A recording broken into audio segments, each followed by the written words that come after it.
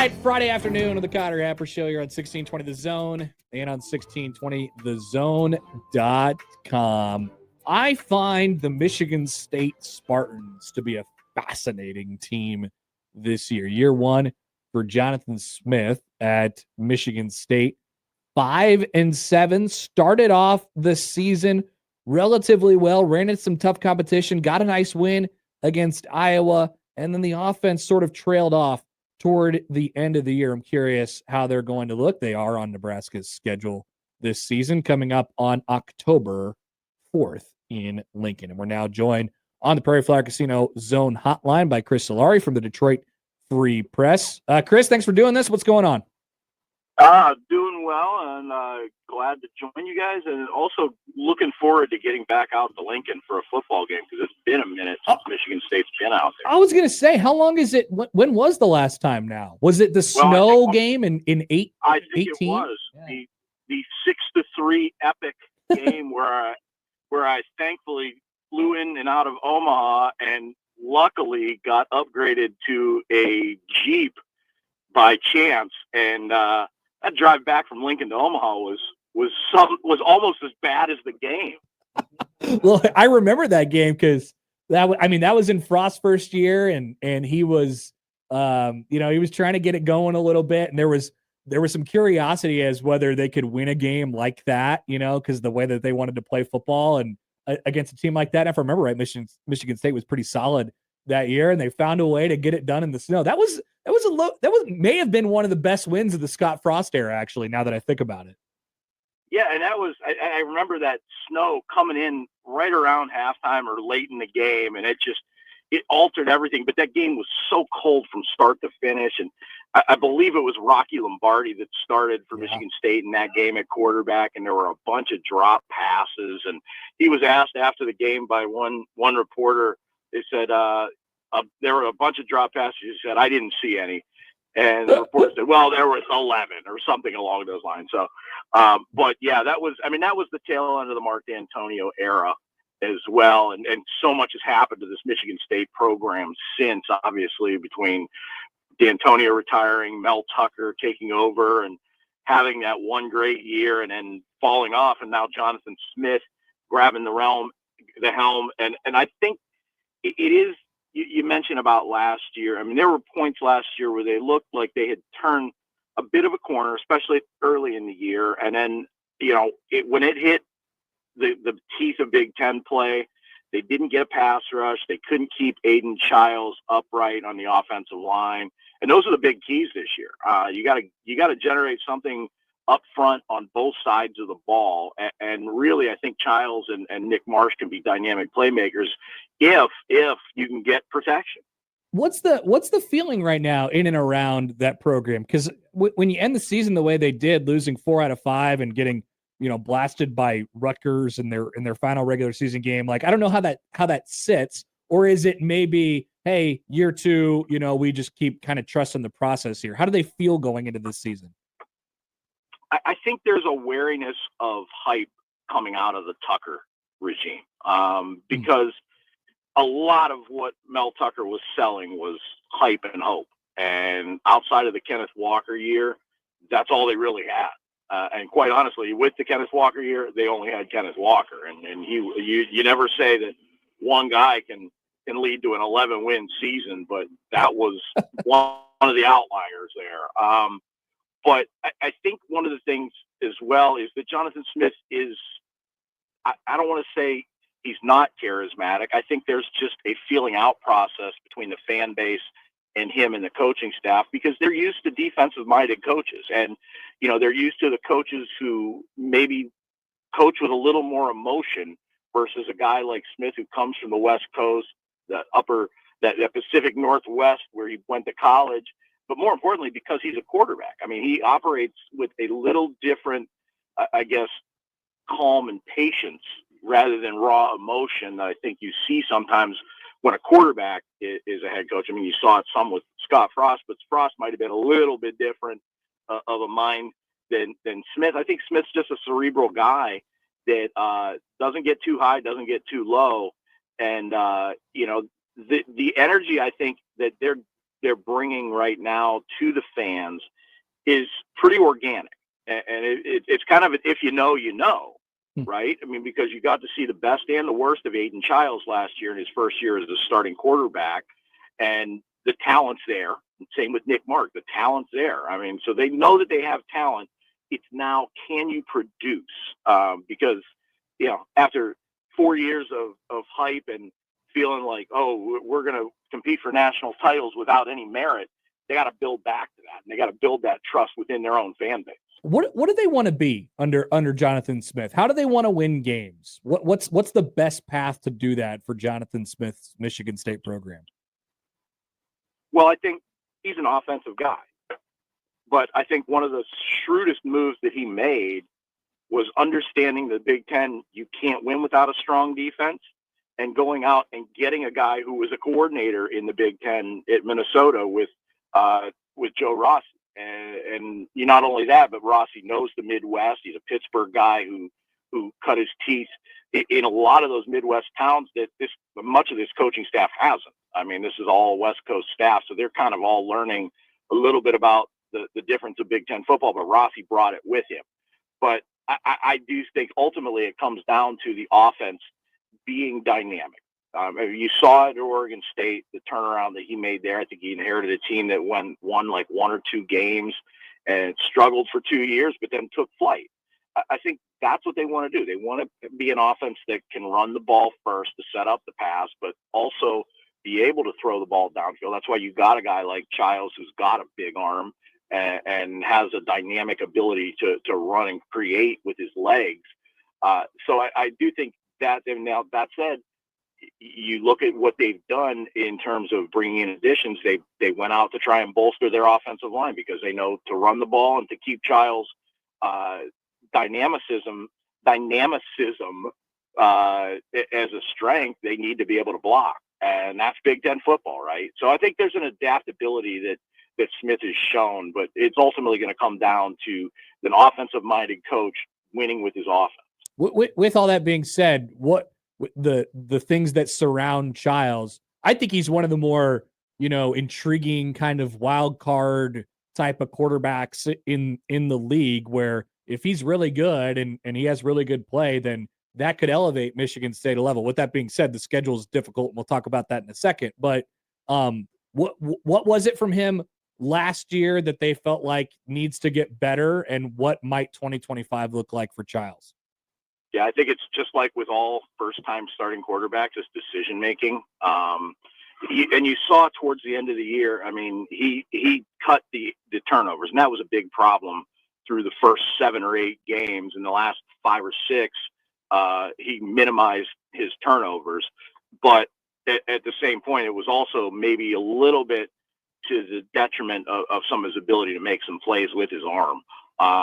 So I think that just comes naturally. The more you're, I guess, reading defenses on the hot seat back there, I think that's what they expect the next growth. And I think he's a young kid. I mean, he's barely 20 years old, and he's going to be in his 3rd year of college football. I mean, he got to Oregon State at 17, right? So last year he was mostly an 18-year-old starter. So that's going to be, I think, just the experience level there, knowing when to fit the ball into windows with his arm and when to throw it away. He's talked a lot about, and also the ability to create with his legs in the run game, because he's shown that he can get out and move, but he also needs to do that within the structure of the offense.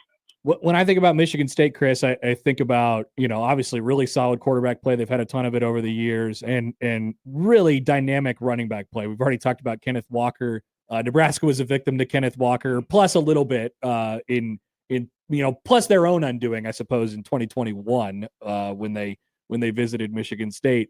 Is Elijah Tautalver that guy for this offense, or is it more going to be geared toward Nick Marsh, who's made a lot of noise as an outside receiver here in preseason camp?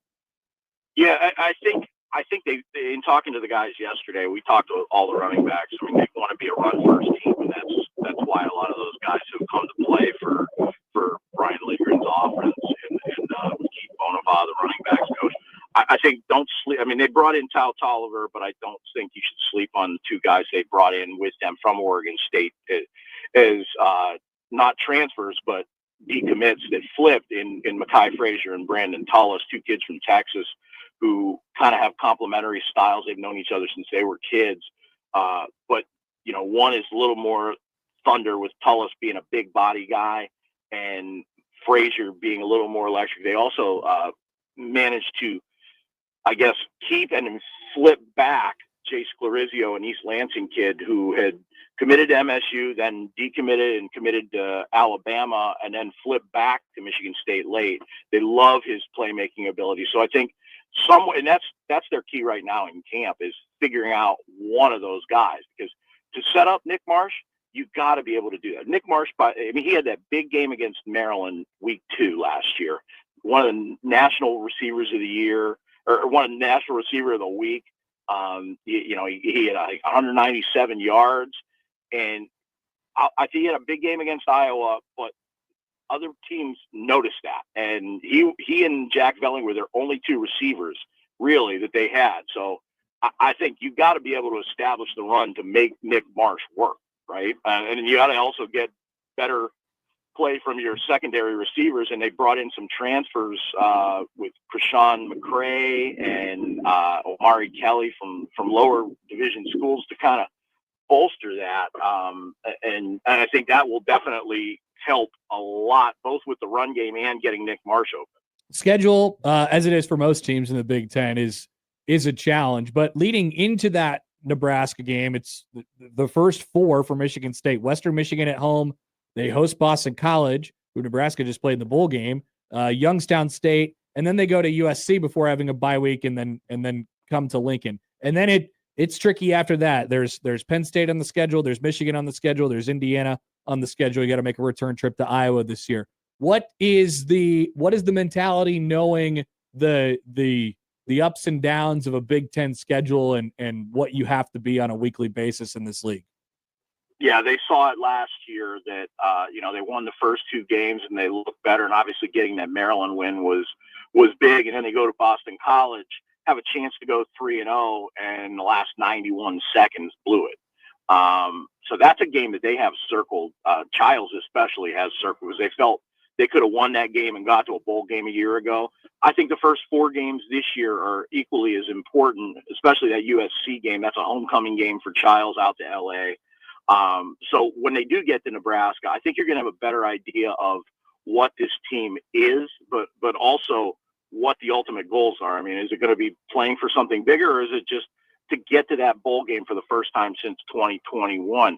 But that Nebraska game is a big pivot game, I think, for them as well in their schedule, because if you go into it 3-1 or maybe 4-0, now you're looking at already having a good chunk of your bowl resume established. So that's a game that I'm not sleeping on, and that's a tough environment. That's a tough environment, as everybody has seen anytime Michigan State goes out there, all the way back to the time when I believe Christian Peter left the corpse of Gus Ornstein imprint at center field at Memorial Stadium. So it's still there, I think. I'm pretty sure I saw a snow angel-like figure there the last time I was there, and it looked like Gus Ornstein. They all shook hands, and what was the line that Osborne had? It was, you guys are better than you think you are, or something like that. after the game. Yeah, pretty good. All right, Chris Solari, the Detroit Free Press. Chris, thanks for doing this. Appreciate it. And don't worry, the countdown's on for you to make the return trip to Lincoln. Less than 2 months. Yeah, let's catch up again before that. Sounds good. Thanks. All right, be well, guys. Chris Solari, Detroit Free Press, who loves Lincoln. Who doesn't? Maybe it'll be snowing for him again when he comes back on October 4th. Feels now early for some snow. Would be a nightmare. It would. It'll probably be 98 that day. So angry. Actually, there's no in between. It'll either be 93 and incredibly windy, or it'll be, 12. I would take the 90. You'd prefer the 90 over the 12? Yeah, I probably would as well. I don't know. It'll probably be fine. Maybe that'll be our 1 week of fall that we have in Lincoln. That's or right. in Omaha/Lincoln. Only have 1 week now. That game, What is it about these two teams? I'm going to pull up the page here. Because there's been some really memorable, fun games. And I just feel like this one's going to be the same thing between these two teams.